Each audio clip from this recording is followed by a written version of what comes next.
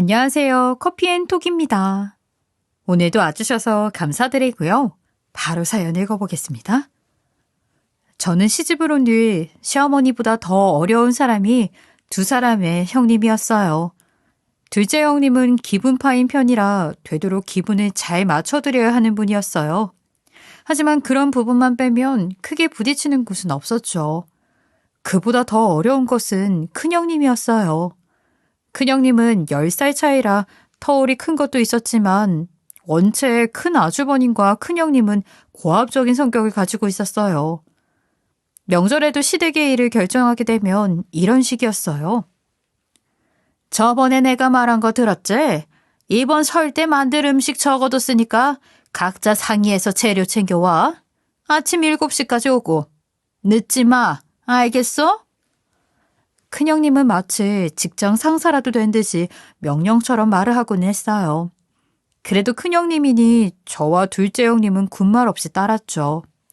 명절에도 큰형님은 저희를 수족 부리듯이 하고는 했어요. 둘 다 어디가? 설거지 끝났으면 방 청소도 한번 하고 저녁거리 손질해도. 형님, 조금 있다가 다 같이 설 영화 보고 오기로 했는데 정수랑 저녁 준비는 다녀와서 하면 어떨까요? 형님도 같이요. 영화 보고 와서도 시간은 충분할 것 같은데. 내가 이거 먼저 해두라고 했잖아. 왜 마음대로 그렇게 결정해? 영화 취소하고 청소 다 끝나면 다시 예매해. 그렇게 큰형님은 독불장군 같은 면이 있어서 의견을 내기도 어려웠어요. 하지만 그럭저럭 적응을 하고 살고 있었죠. 그런데 시아버님이 돌아가신 뒤로는 집안의 가장 역할을 남편의 두 형이 하게 되면서 큰형님과 큰아주버님의 태도도 더 강해졌어요. 둘째, 셋째 이리 와. 큰 집에서 어머니를 모실 테니 너희는 매달 이만큼씩 돈을 우리 집에 보내라. 그리고 어머니 건강검진은 매년 너희가 책임져. 우리가 모시니까 평소에 용돈도 좀 보내드리고. 큰 아주버님은 다른 형제들과 상의도 하지 않고 자기 혼자 정한 금액대로 돈을 보내라고 했어요. 의견을 묻지도 않고 정해놓은 금액을 보내라고 하니 조금 불만스럽기도 했지만 그래도 큰 집에서 어머니를 모시는 것도 사실이라서 큰 아주버님 말대로 하기로 했어요. 그렇게 큰 집은 다소 고압적이지만 집안의 가장 역할을 하게 되었어요. 시아버지가 돌아가시고 시어머니마저 아프시니 집안의 부모 노릇을 큰 집에서 하게 된 것이었죠. 큰 집이 맡은 역할이 크다는 생각이 들었는지 둘째 아주버님과 남편은 웬만하면 큰 아주버님의 말을 따라 보조를 맞추고는 했어요. 그런데 하루는 큰형님이 둘째 형님과 저를 따로 불러 만나자고 했어요. 무슨 일인가 싶어서 카페로 나가보니 큰형님 말로는 시어머니가 점점 치매 증상을 보여서 그에 맞춰 시어머니를 모실 준비가 필요하다는 것이었어요. 시어머니가 아무래도 치매인 것 같아. 처음에는 집안에 벌레가 많다면서 아무것도 없는 허공에 대고 자꾸 벌레를 잡으려고 하시는 거야. 그러더니 나중에는 집안에 귀신이 있다는 거야. 그게 치매 초기 증상인 줄은 몰랐지. 그러면서 큰 형님은 시어머니가 허공에 대고 자꾸 벌레를 잡는 신용을 하시는 영상을 보여주었어요. 나이가 지긋한 시어머니가 그런 행동을 하시는 것을 보니 마음이 참 안타까웠죠. 처음에는 눈에 백태가 끼거나 했나 싶어서 아예 안과에 모시고 갔는데 눈은 멀쩡하다는 거야. 그런데 지금은 최근 일을 거의 기억을 못 하셔. 바로 어제 동네 친구분이 귤을 가져다 주셨는데 누가 가져다 준 건지도 기억을 못 하시거든. 그리고 얼마 전에는 산책 나가셨다가 집에 안 돌아오셔서 근처에 찾으러 나갔다 왔어. 집에 오는 길이 기억이 잘 안 났다고 하시더라. 그래서 다시 큰 병원에 모시고 가보니 치매라고 했어. 진행이 좀 된 상태라서 약을 먹어도 한동안은 좀 더 진행이 될 거래. 이제 치매 간병 준비를 해야 할 것 같아. 그래서 이야기 좀 하자고 부른 거야. 시어머니가 치매라는 소식은 생각보다 충격적이었어요. 그래도 평생 총명하셨던 분인데 나이는 어쩔 수 없는 것인가 보다 싶었어요. 그래서 둘째 형님과 저는 큰형님께 말씀을 드렸어요. 형님, 치매가 꽤 진행이 된 상태이면 집에서 간병은 힘들 수 있어요. 어머니도 힘드실 수 있고요. 이제 나이가 많으시니 치매 간병을 하는 요양원으로 모시는 것이 어떨까요? 맞아요, 형님. 치매는 집에서 관리가 어려운 병이에요. 그래서 전문 병원이나 요양원이 있는 거고요. 집마다 돈을 얼마씩 걷어서 전문 요양원으로 모시는 게 나을 것 같아요. 저희가 이렇게 의견을 냈더니 큰형님은 우리 얼굴을 보고 한숨을 푹 쉬셨어요. 왜 그러시는가 싶었죠? 형님은 저희 얼굴을 보더니 이렇게 이야기를 했어요. 아휴, 나도 그 생각을 했는데 남편 반대가 생각보다 심해. 남편은 요양원을 무슨 감옥처럼 생각하거든. 시어머니를 요양원에 모시자고 하니까 어머니를 그런 감옥 같은 곳에 쳐넣냐고 하면서 다시 그 말 꺼내면 가만 안 두겠다고 열을 펄펄 내지 뭐야. 그래서 나도 눈치 보느라 그 말을 못하고 있어. 어쩔 수 없지. 큰아주버님이 그렇게 말씀하신다고 하니 저희도 더 드릴 말씀이 없었어요. 유독 큰아주버님이 시어머니를 생각하는 마음이 남다른 듯 했죠. 그래도 치매는 전문적인 간병이 필요한 병인데 집에서 간병을 하다니 걱정이 되기는 했어요. 하지만 큰아주버님이 그렇게 말씀하시니 저희가 힘을 합쳐 모실 수밖에 없었죠. 결국 큰형님네 집에서 2분 거리에 있는 집을 따로 얻어 시어머니를 모시기로 했어요. 큰형님네 첫째가 고3이라서 큰형님 집에 시어머니를 모시기 어려운 상황이었거든요. 그래서 시어머니를 모실 집을 따로 구했고 몇 달 동안 시어머니와 고3 아들까지 돌보던 형님은 지쳐서 수척해졌어요. 그 모습이 눈에 보여서 저는 큰형님에게 시어머니를 번갈아 돌보자고 말씀드렸어요. 그래서 그 이후 저와 큰형님이 번갈아 가면서 시어머니를 돌보게 되었어요. 그렇게 또 몇 개월이 지나자 시어머니의 치매는 좀 더 진행이 되었어요. 시어머니는 눈만 몇 번 끔뻑끔뻑거리면서 50년 세월이 우습게 지나가 버리는 것 같았어요. 아니, 누구세요? 처음 보는 처자가 있네. 우리 아는 사이예요? 나는 아들이 셋이나 있거든요. 결혼은 했어요? 결혼했으면 우리 셋째 아들만한 애가 있을 것 같은데. 시어머니가 저를 처음 보는 사람인 마냥 눈을 반짝이면서 이렇게 말씀하시면 저는 웃으면서 그렇다고 대답을 해드릴 수밖에 없었어요. 처음에는 제가 셋째 며느리라는 것을 말씀드리고는 했지만 시어머니는 오히려 당황해 하셨어요. 그래서 그 뒤로는 시어머니의 말에 장단을 맞춰드리면서 마음을 편하게 해드렸어요. 그렇게 지내는 사이 시어머니의 새로운 기억 속에서는 제가 오래된 친구라는 인식이 생긴 듯 했어요. 그래서 시어머니는 저한테 이렇게 말을 걸고는 하셨죠. 또 왔네. 잘 왔어. 자기가 없으니까 심심한 거 있지? 더 자주 와. 우리는 친구잖아. 저는 그러면 웃으면서 시어머니에게 친구 마냥 인사를 하고는 했어요. 시어머니가 이렇게 점점 기억을 잃어가는 것이 안타까울 따름이었지만 말이에요. 또 치매 증상은 제각각이라더니 시어머니는 유독 밖으로 나가기를 좋아하셨어요. 항상 창밖을 내다보면서 답답하니까 밖에 좀 나가고 싶다는 말을 입에 달고 사셨죠. 아휴, 답답해. 밖에 좀 나가고 싶다. 저것 좀 봐. 밖에 꽃이 폈잖아. 밖에 나가면 공기도 맑고 좋은데 내가 다리가 안 좋아서 나가지를 못해. 시어머니는 무릎도 안 좋은 상태이셨기에 쉽게 산책을 나가지 못하셨어요. 남편은 그런 시어머니를 위해 휠체어도 사다 드렸어요. 시어머니는 뛸 듯이 좋아하셨죠. 제가 오기만 하면 휠체어에 타서 밖으로 나가자고 말씀을 하고는 하셨어요. 그렇게 지내던 어느 날 하루는 낮잠을 자다가 깬 시어머니가 저를 부르면서 통장을 하나 건네는 것이었어요. 웬 통장인가 했는데 시어머니는 이렇게 말씀하셨어요. 너 시집 간다면서. 잘 됐다, 잘 됐어. 이거 우리 남편이 나한테 준 건데 너 가져. 결혼하려면 돈 많이 들잖아. 괜찮으니까 어서 챙겨둬. 저는 그런 시어머니를 보고 웃으면서 일단 고맙다고 말씀을 드렸어요. 그 통장을 정말로 받을 생각은 아니었지만 말이에요. 어쨌든 웬 통장인가 하고 통장을 열어보니 그 통장은 돌아가신 시아버지 이름으로 된 통장이었어요. 그리고 통장 안에는 1억 가까이 되는 돈이 들어있었어요.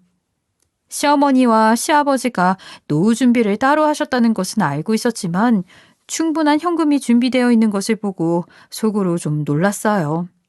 그런데 그때 마침 큰형님이 집에 들어오셨어요. 그러더니 제 손에 들려있는 어머니의 통장을 보았죠. 그것을 보자마자 형님은 통장을 빼앗듯이 가져가면서 말했어요. 아, 어머니, 이런 통장 또 어디에 숨겨두셨던 거예요? 아, 이런 걸 아무한테나 이렇게 보여주시면 안 돼요. 조심하셔야죠. 큰형님은 이상하게도 꼭 이런 타이밍에만 나타나는 느낌이었어요. 왜냐하면 시어머니는 저번에도 저에게 비슷하게 돈을 주려고 하셨던 적이 있었거든요. 그때 시어머니는 갑자기 5만 원짜리 현금 뭉치를 들고 오시더니 저한테 주면서 이렇게 말씀하셨어요. 맨날 우리 집에 와서 밥 해주느라 고생이 많지. 내가 고마워서 이거 주려고. 이걸로 맛있는 거 많이 사 먹고 옷도 사 입고 그래. 항상 고마워 언니. 저는 그 현금 뭉치를 받은 척하고 다시 돌려드릴 생각이었지만 집안에 이런 현금 뭉치가 있다는 것이 신기했어요. 시어머니가 사용하시려고 따로 넣어둔 것일까 궁금했는데 그때도 큰형님이 타이밍 좋게 들어와서 제 손에 들린 현금 뭉치를 낚아채가며 말했어요. 어머니, 돈을 아무한테나 막 주면 안 된다고 말씀드렸잖아요. 이 돈 어디서 빼오신 거예요? 저한테는 한 번도 안 주셨으면서 셋째 며느리한테는 돈 주시는 거예요? 코앞이 형님 집이라 그렇겠지만 꼭 이런 상황에만 큰형님이 나타나니 조금 곤란해지고는 했어요. 저는 돌려드릴 생각이었는데도 제가 마치 치매인 시어머니 재산 탐내는 며느리가 된 기분이 들고는 했거든요. 큰형님은 중간에 들어와 그것을 말리는 상황이 되고요.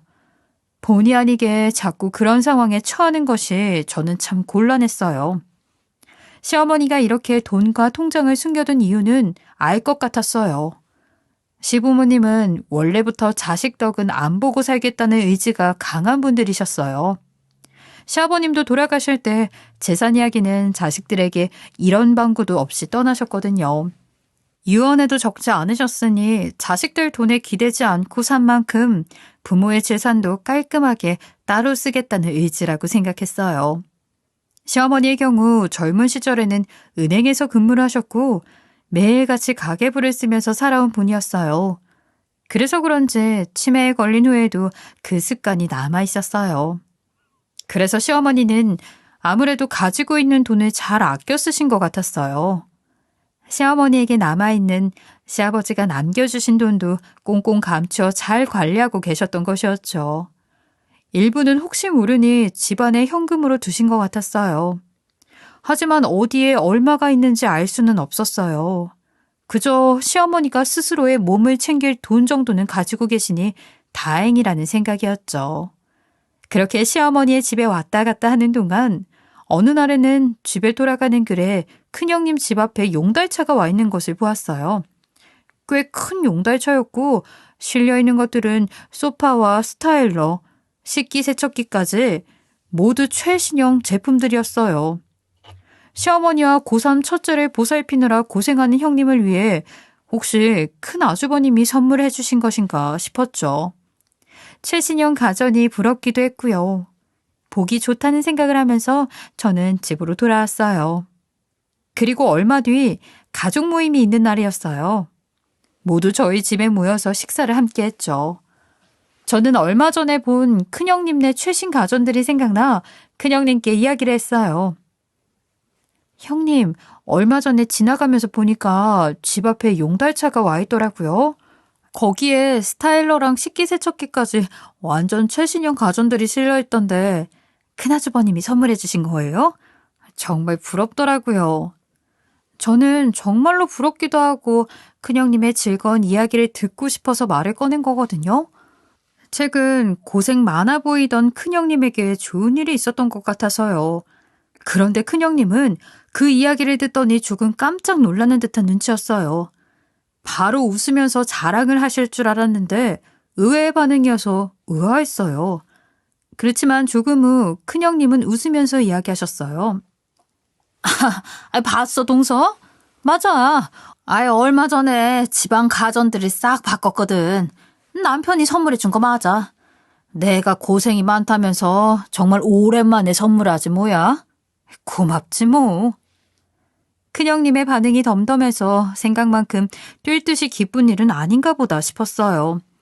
저 같으면 굉장히 기뻤을 것 같은데 큰형님에게는 그런 일은 아닌가 보다 하고 넘어갔죠. 그 후 식사가 끝난 뒤 큰아주버님이 이런 이야기를 꺼내셨어요. 어머니가 모르는 사람한테 제 비밀번호를 가르쳐준 모양이야. 얼마 전에 보니까 집안에 있던 돈이 없어졌더라고. 네? 돈이요? 그보다 어머니는 별일 없으셨어요?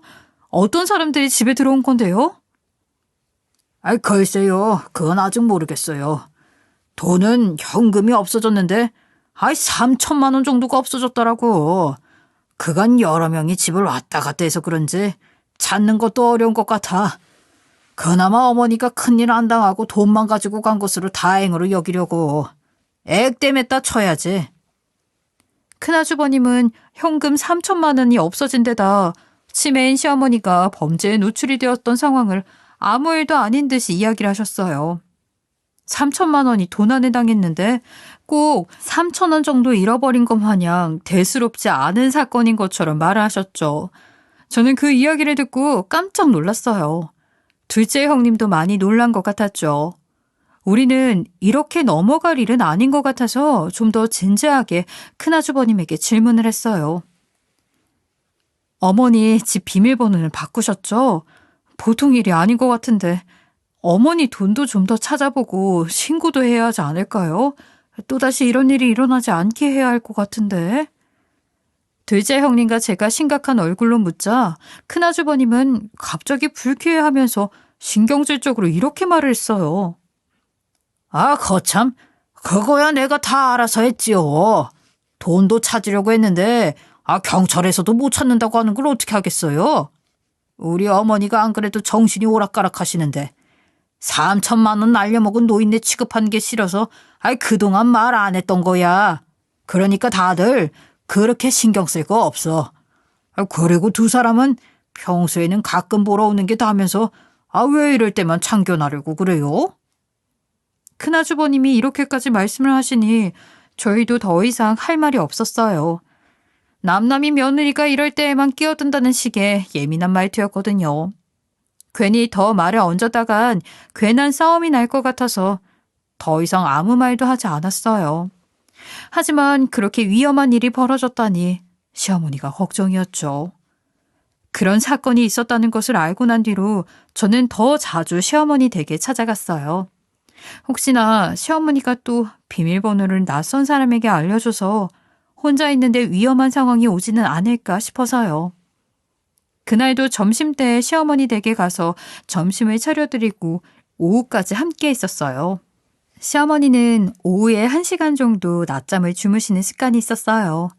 그날도 낮잠을 자고 일어나셨는데 일어나신 뒤에 방 안에서 저를 예전처럼 따뜻하게 부르셨어요. 얘야, 막내야, 이리 좀 건너와 봐라. 나 일어났어. 저를 친구가 아니라 막내 며느리로 부르신 것이 정말 오랜만이라 저는 얼른 시어머니가 계신 안방으로 가보았어요.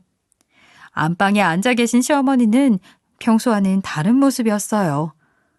치매에 걸린 뒤 평소에는 초점 없이 멍한 눈빛이었는데 그날은 총기가 넘치는 느낌이었죠.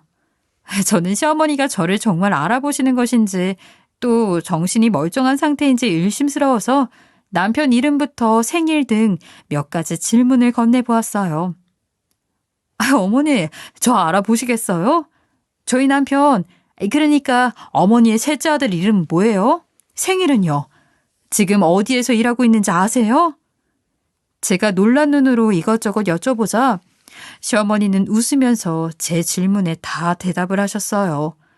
막힘없이 답변을 하는 시어머니를 보니 시어머니가 잠깐 제정신이 돌아왔다는 것을 알 수 있었죠. 그래, 내가 오랜만에 제정신이지 뭐니. 머리가 간만에 맑으니까 참 좋아. 네가 나 간호하느라 고생이 많지. 정말 고맙다. 아니에요, 어머니. 꼭 오늘처럼만 건강하시면 좋겠어요. 제 걱정은 하실 필요 없어요. 그렇게 서로 손을 꼭 붙들고 오랜만에 만난 듯이 인사를 나누었어요. 그러다가 시어머니는 갑자기 웃음을 거두시더니 무엇인가 생각이 난 것처럼 저를 덥석 붙들고 이렇게 말씀하시는 것이었어요. 얘야, 너 지금 이러고 있으면 안 돼. 큰애한테 다 맡겼다가는 곧 길바닥에 다 죽어. 너희도 한 푼 못 받고 형제연 끊기게 생겼어. 그러니까 빨리 여기서 다 나가야 해. 어머니, 그게 무슨 말씀이세요, 갑자기? 큰형님 말씀을 하시는 거예요? 그래, 첫째 며느리 말이다. 그리고 첫째 아들.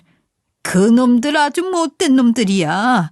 내가 아주 마음이 너무 아파. 이렇게 배신감이 들 수가 없어. 아참, 휠체어. 휠체어에 카메라가 있어. 빨리 가지고 나가. 또 큰애가 올지도 몰라. 카메라 가져가봐 얼른. 시어머니는 방 안에 놓여있던 휠체어를 가리키며 말씀하셨어요. 눈치를 보면서 누가 들어올세라 다급하게 말씀하셨죠.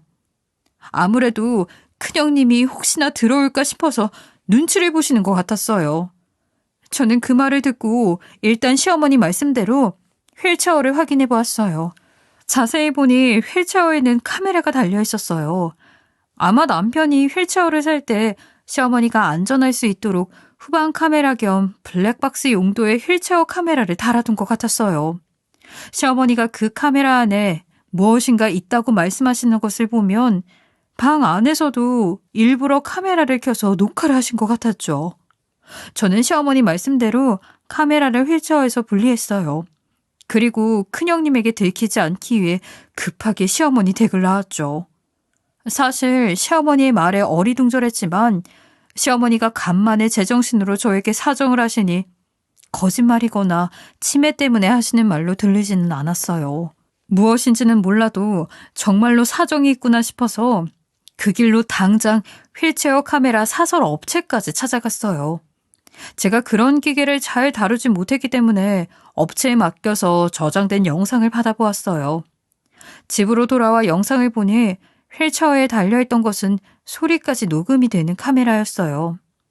이런 것이 있다면 집안에 마음대로 들락날락했다는 3천만 원을 훔쳐간 도둑도 잡을 수 있겠다는 생각이 들었죠. 어쨌든 무엇이 되었든 단서를 적어도 하나쯤은 찾을 수 있지 않을까 싶어서 긴 영상을 열심히도 보았어요. 영상을 보면서 시어머니가 하신 말씀을 생각해 보았는데 언뜻 이해가 되지를 않는 거예요. 카메라를 보라고 하셨다면 도둑이 집을 아직도 드나들고 있다는 뜻일까? 또 큰형님을 언급하신 것을 보면 큰형님이 시어머니를 잘 보살피지 못한다는 뜻일까? 머릿속에서 생각이 다 꼬였지만 일단 영상을 빠짐없이 천천히 보았어요. 그러던 와중에 큰아주버님의 목소리가 카메라에서 들려왔어요. 카메라에 큰아주버님의 모습이 찍힌 것은 아니었지만 그 목소리는 분명 큰아주버님과 큰형님이 거실에서 대화를 하는 목소리였어요. 시어머니 댁에서 두 분이 이야기를 나누는 것이 똑똑히 녹음이 된 것이었죠. 저는 그 대화를 쭉 듣다가 경악을 했어요. 큰아주버님의 고집불통 목소리와 큰형님이 감추고 있던 비밀까지 아주 생생히 다 들렸죠. 시어머니가 제게 돈이나 통장을 줄 때만 어디에선가 나타나 제지하던 큰형님의 비밀. 뿐만 아니라 그간 일어났던 일과 앞으로의 계획까지 카메라에 있던 영상으로 모든 것을 알게 되었어요. 저는 놀란 마음으로 그 길로 바로 남편과 둘째 형님을 찾아가서 이 모든 사태를 알렸어요.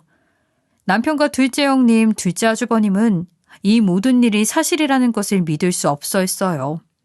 하지만 틀림없이 영상으로 증거가 남아있었고 시어머니가 직접 건네준 영상이었기 때문에 믿을 수 없는 일을 믿게 되었죠.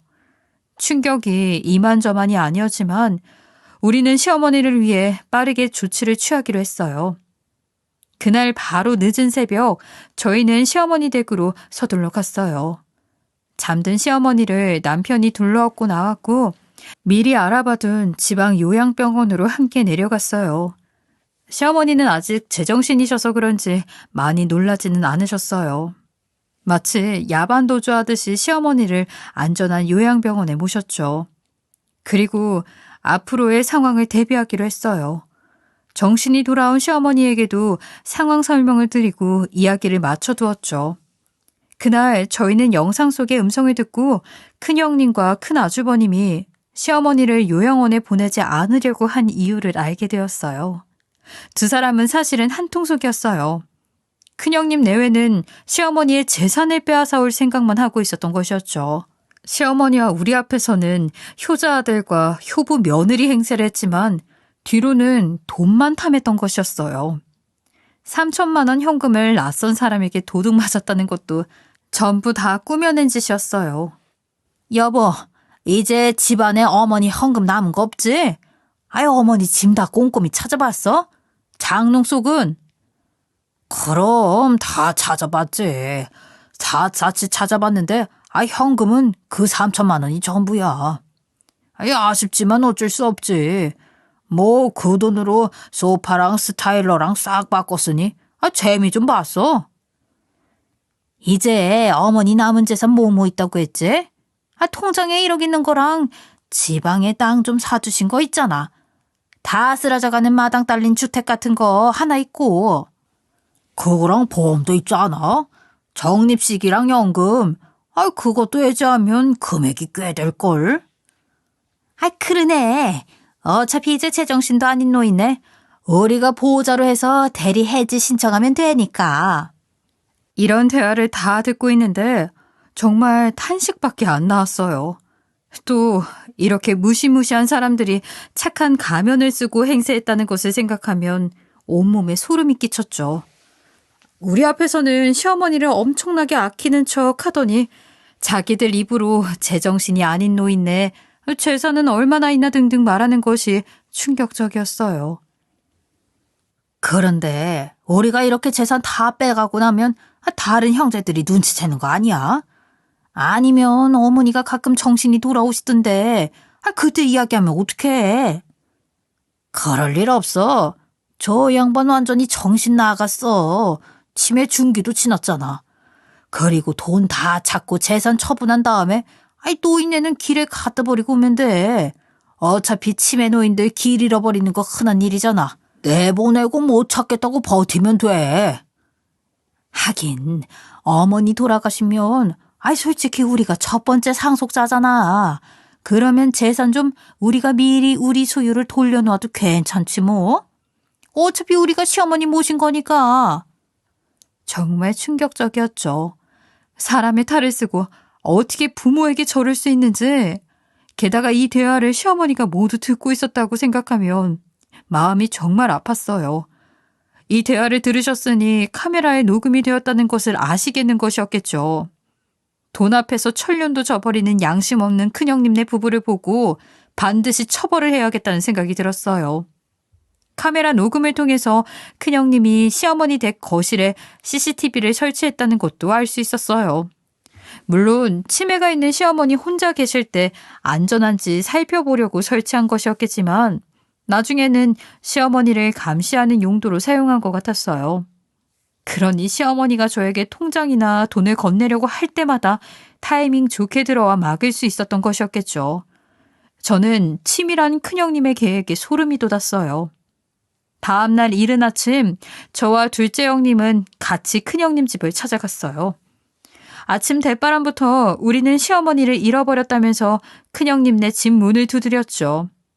부스스하게 막 일어난 상태로 뛰쳐나온 큰아주버님은 깜짝 놀라는 연기를 했어요. 뭐? 그게 무슨 소리야?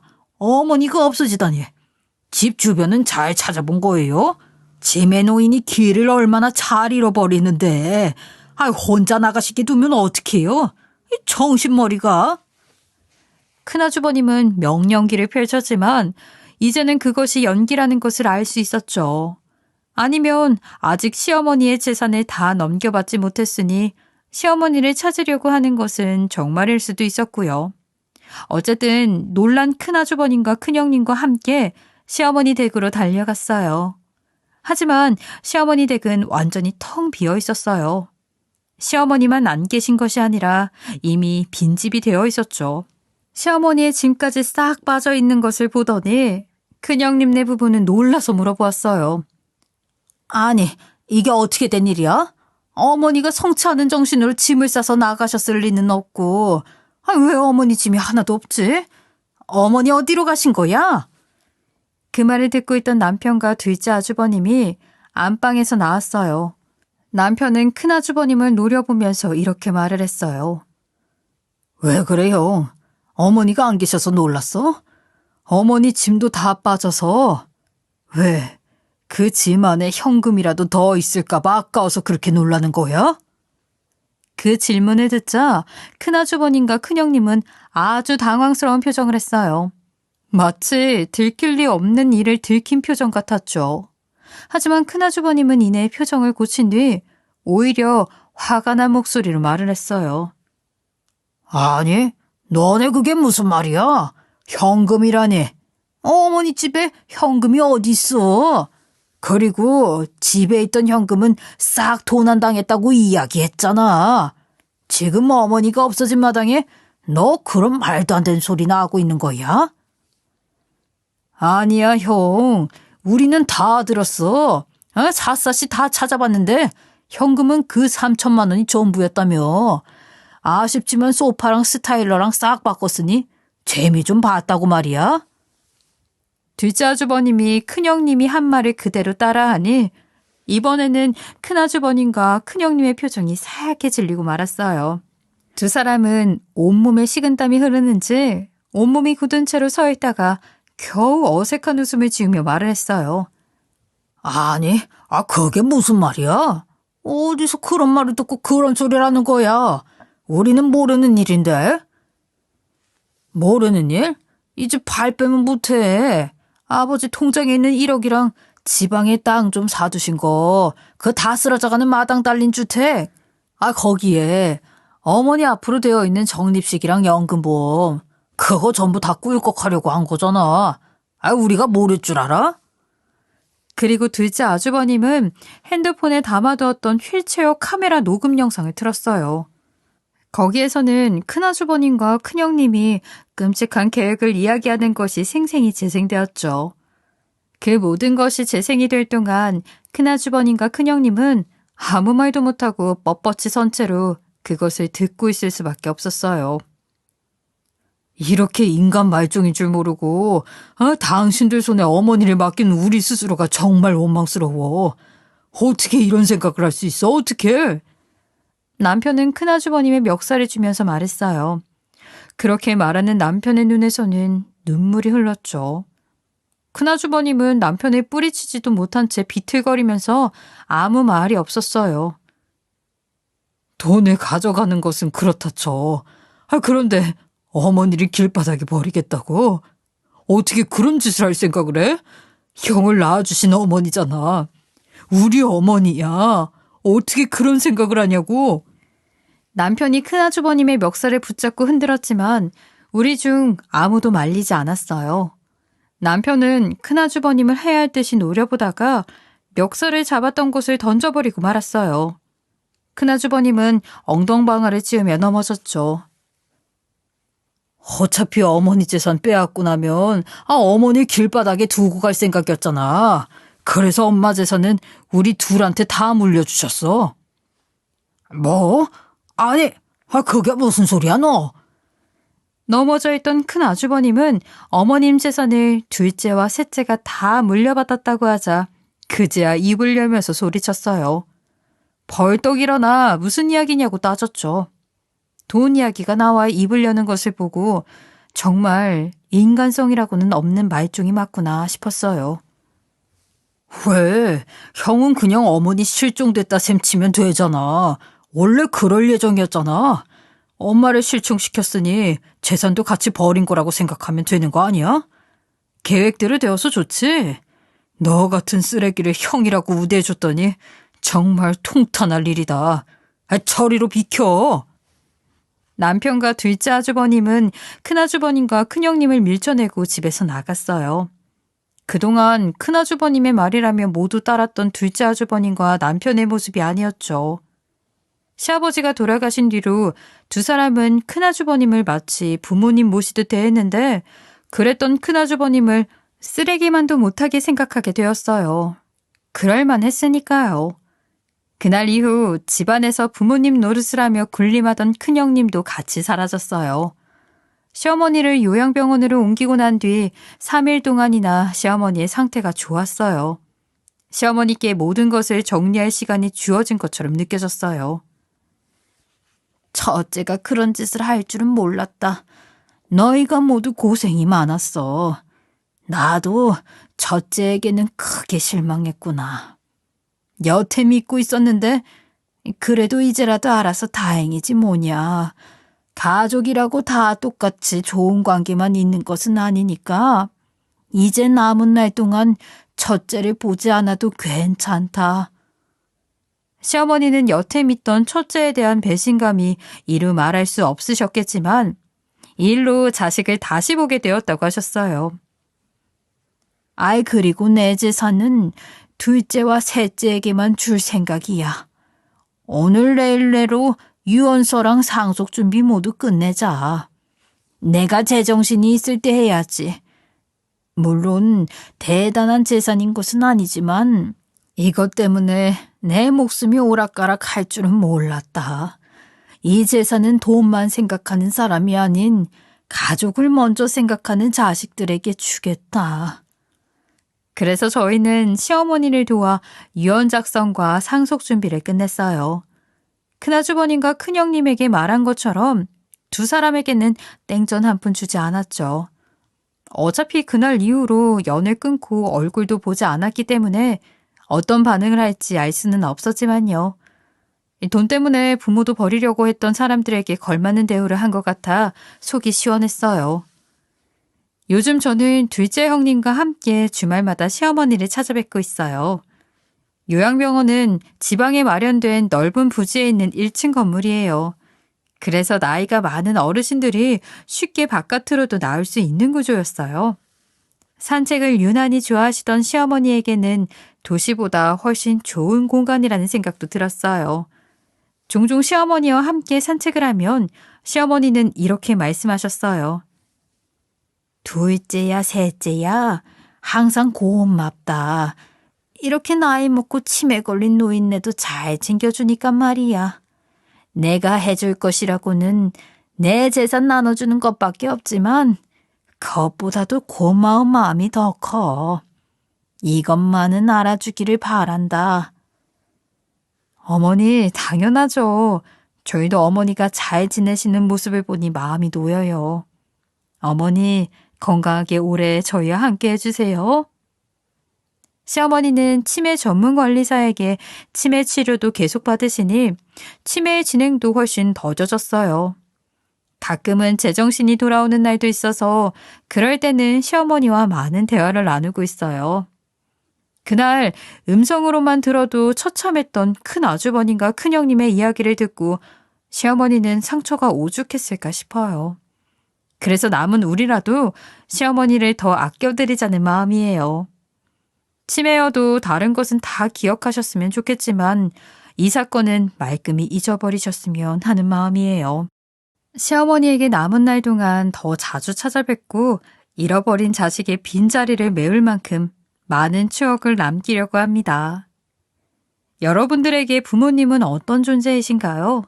아마 저희 식구들과 같은 마음일 거라 생각이 듭니다. 다가오는 설날 가족들과 함께 사랑이 넘치는 명절 보내셨으면 좋겠습니다. 제 이야기 들어주셔서 감사합니다. 지금까지 커피앤톡이었습니다. 오늘도 끝까지 함께 해주셔서 감사하고요. 다음 영상으로 또 찾아뵙겠습니다.